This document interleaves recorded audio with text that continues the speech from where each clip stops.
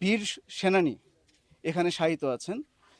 আপনাদের খারঘরের উন্নয়নের জন্য তথা পুরো নবীনগরের উন্নয়নের জন্য উপজেলা প্রশাসন তথা জেলা প্রশাসন সবসময় আপনাদের সাথে আছে।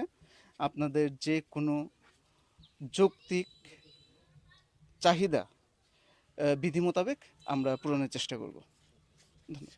ধন্যবাদ। আচ্ছা স্যার, একটা মিনিট।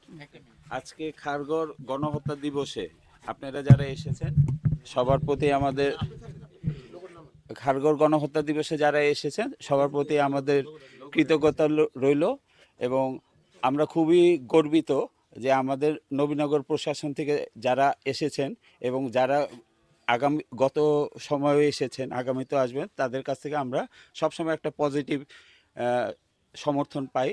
এই খারঘর ৭১ স্মৃতি সৌধ যেটা হয়েছে এটা প্রশাসনের উদ্যোগেই হয়েছে। এখানে একটা মাদ্রাসা হয়েছে সেটাও প্রশাসনের উদ্যোগে এবং এখানে যে মসজিদ হয়েছে সেটাও উনাদের উদ্যোগে এবং সবচেয়ে বড় কথা খারঘর নদীর পাড়ে পাগলা নদীর পাড়ে এখানে কিন্তু বিশাল একটা নদী আছে। নদীর পাড়ে এটা কিন্তু বেশ কয়েকবার প্রশাসনের উদ্যোগে বাধাই করা হয়েছে।